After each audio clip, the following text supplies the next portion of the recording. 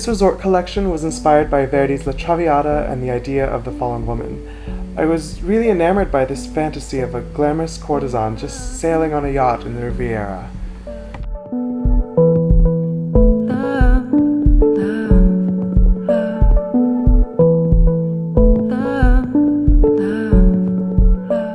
Cy Twombly's Ferragosto paintings inspired my creative briefing project for LVMH. They depict Rome in the height of summer, sensual, hot, and lush. I had 24 hours to create a capsule collection for Fendi that drew upon the rich heritage, codes, and traditions of the house. I also reinterpreted the logo, designed prints, and conceptualized 2 fur treatments, a hand-painted stripped astrakhan, and multicolor fox and mink mounted on tulle to make them light and appropriate for summer.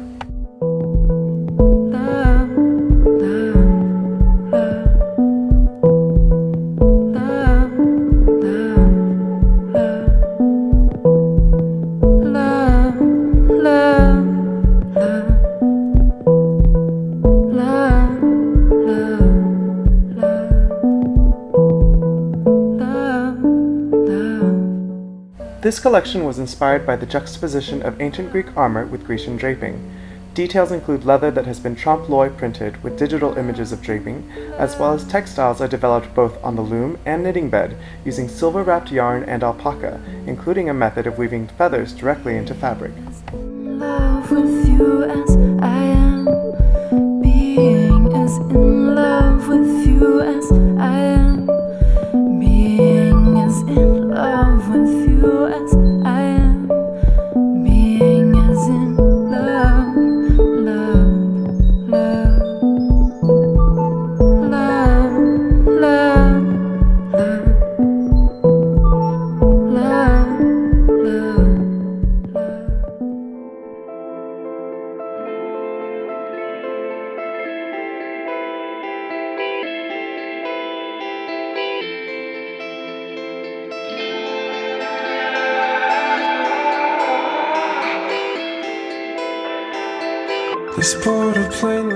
My senior thesis was entitled L'Africanisme. I was inspired by the Baroque period in France, particularly the Orientalism during this time, but I reimagined, if instead of looking to the east, that they turned to the south and incorporated a romantic view of Africa into the French Baroque aesthetic.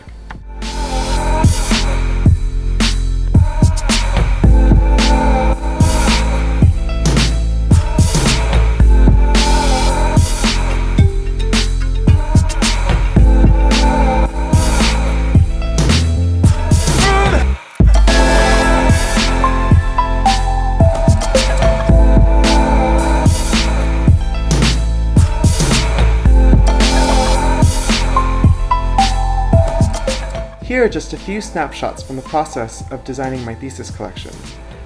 I always begin with in-depth research, and I love to drape and work with fabric.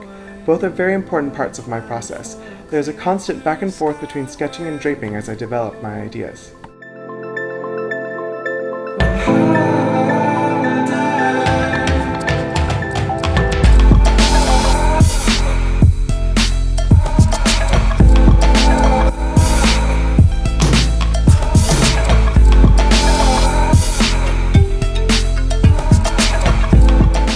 I paid particular attention to exploring and reinterpreting the beautiful and iconic Watteau back in different ways.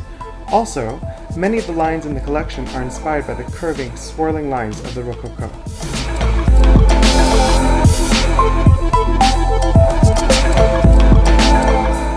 I designed 2 families of prints for the collection, which is almost entirely printed both inside and out. This is my Toile d'Afrique. I love Toile de Juillet, something that is so classically and iconically French. But instead of using scenes of the French countryside, I created my toile using scenes of the African Serengeti.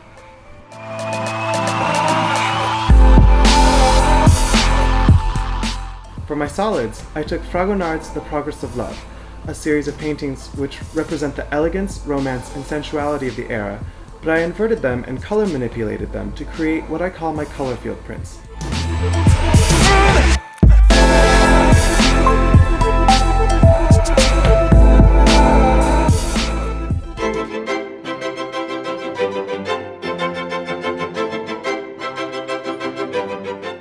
I began by interpreting the design brief personally, After some initial thinking and sketching, I came upon the idea that the past and the future are inseparable, and one cannot exist without the other.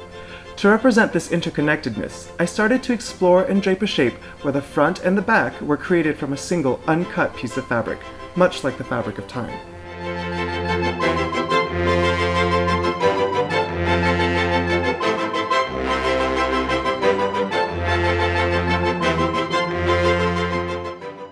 As the garment developed, I further explored the briefing and added elements that relate to my personal past and future.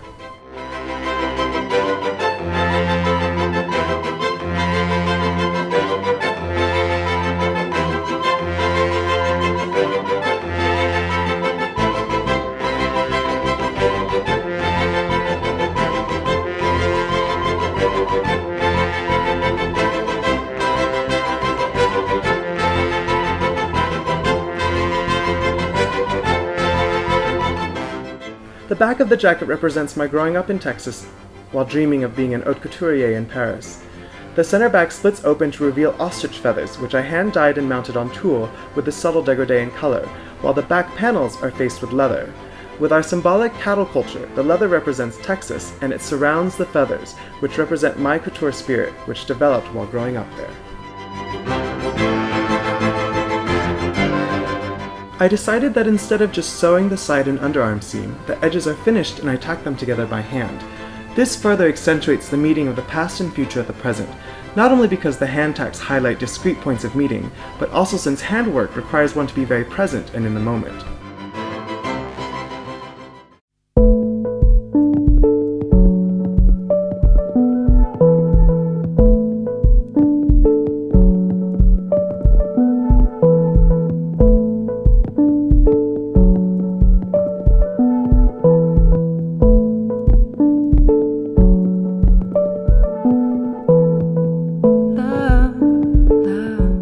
The rest of the garment represents my future.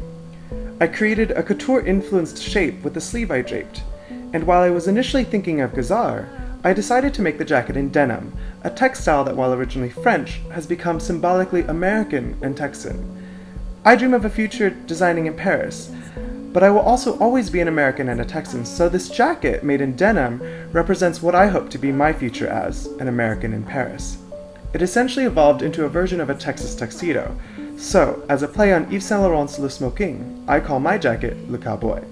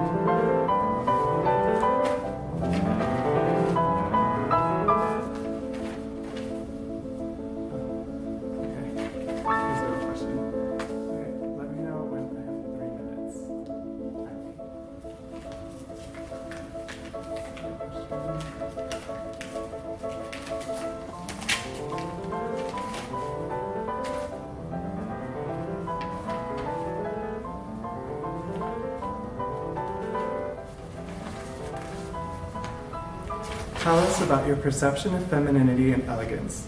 Do they need permanent representation or can they be discrete?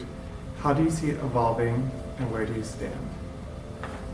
Femininity and elegance are just two concepts that I love. They're always a part of my aesthetic, a part of my design process. I think it is really important to me as a designer and my woman and the kind of clothes that I want to design, the look that I aspire to create. Do they need permanent representation? I think for me, in my clothes, yes. As a designer, I really love those two concepts, both femininity and elegance. I always say that I just want to make women feel beautiful, and I think being feminine and being elegant is a part of that. Which is not to say that I can't do androgynous clothes or clothes that explore what the meaning of femininity is, or how that is represented today in our culture, or how clothes can change that. Like, either by accentuating or not accentuating a woman's body, but I think there still has to be some aspect of femininity, but at the same time, making women's clothing, there's always an aspect of femininity there already, and then elegance is just something I think I can't do without. Do they need permanent representation? Not everywhere, but just for me, I think that they do. But obviously, there's so much room for so many different kinds of aesthetics, and they can really range from being very discreet to being just very overtly feminine, and I think it's important to explore that entire range.